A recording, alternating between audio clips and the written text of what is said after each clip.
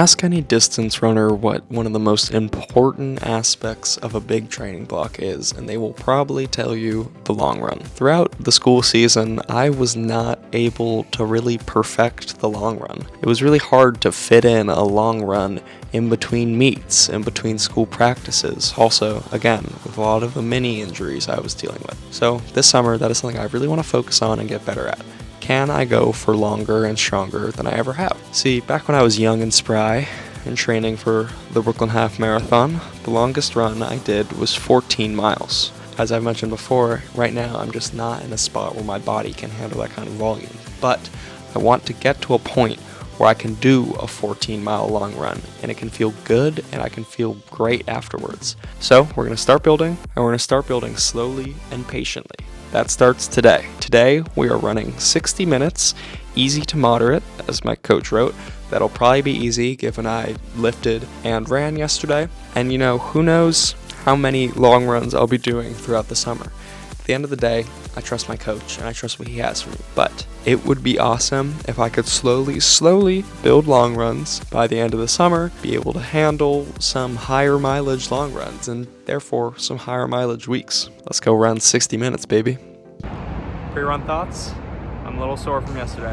I'm a little nervous, but mostly excited. Oh, there's my dad.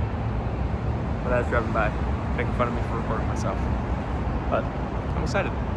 First, long run in a really long time, so hopefully I feel good.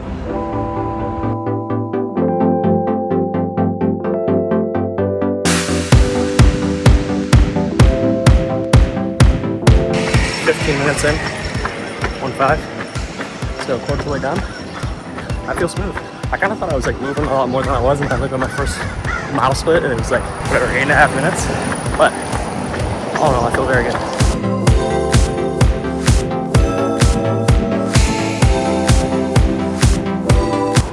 45 minutes in, I feel really smooth. Keeping it in between moderate and easy pace. I think I did do a little easy. Honestly, fine, chilling there. Feel rest. It was great. Been successful so far. 5 minutes left.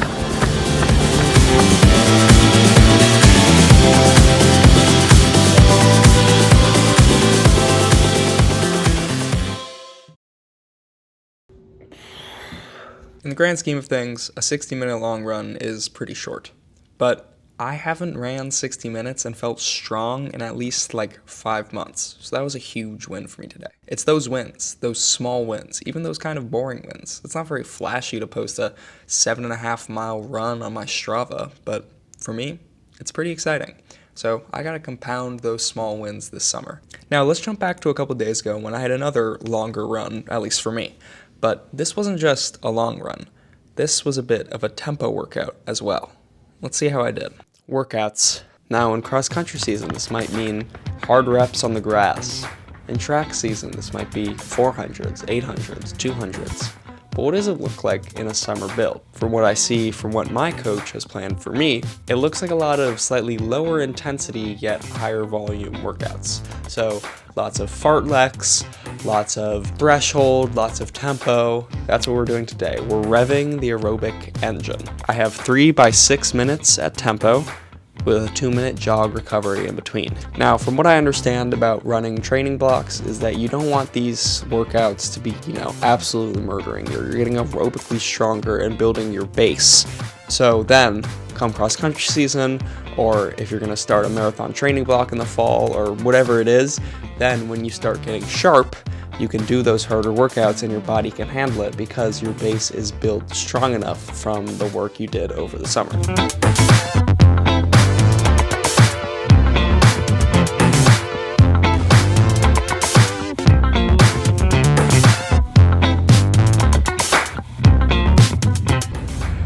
Did my warm-up, 10 minutes super easy. I had a UCAN gel before this, but then I looked on the back and it was expired, so I only had about half of that, and it tasted like bud, so hopefully that sits well.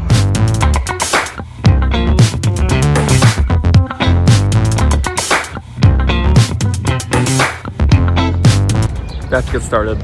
I low-key don't feel very good. I don't know if it's the UCAN, I don't know if it's the heat, I don't know if I haven't eaten enough. I don't feel awesome. But we're gonna give it a rip either way, and hopefully I'll feel better throughout the workout.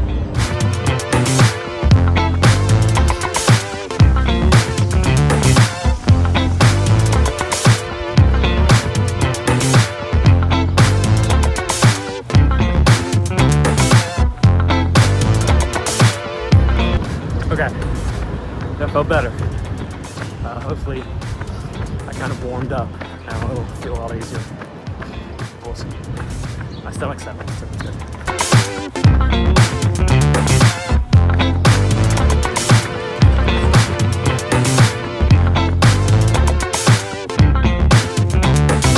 Two down, one to go. At this point I feel good. I'm not worried about this last round. It's good work.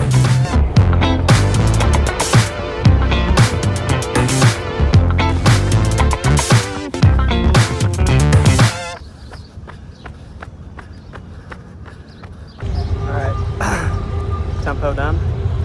Now I gotta cool down 18 minutes. Good work on the day. Halfway done with the cool down. Hey.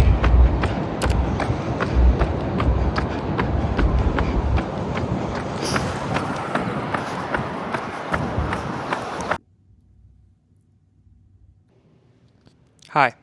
It's the end of the week. Let's do a little debrief on some of these longer and harder workouts. As you saw in this video, I did 60 minutes a week ago today. Then on Wednesday, I did 4x6 minutes at tempo.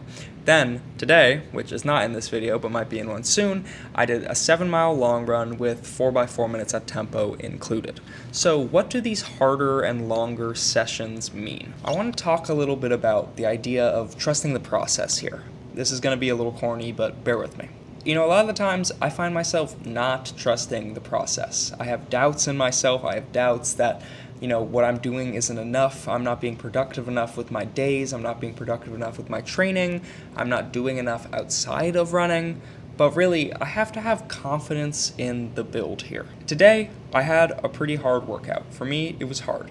Now, I know some people who can run 7 miles like it's nothing and then go to work and take a hike and go for a 3-mile bike ride and whatever else. But for me, right now, the best thing for my body after that 7-mile run is to lay low. So today, I tried to stay off my feet as best as possible. At the end of the day, I'm trying to do everything I can to maximize my recovery, to maximize my chances at being able to build mileage safely. So if that means occasionally I have to humble myself and say, hey, even though this workout isn't that crazy, for you, it's a really big deal because today you pushed it. Whether you want to admit that you were pushing it or not, you did still push it. And today I pushed it. I'm really, really proud of what I've been able to do today and what I've been able to do in the past 2 weeks.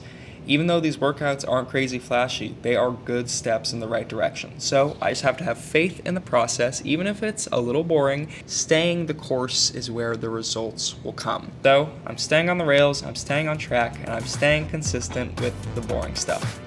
I will catch you all in the next video. Thank you very much.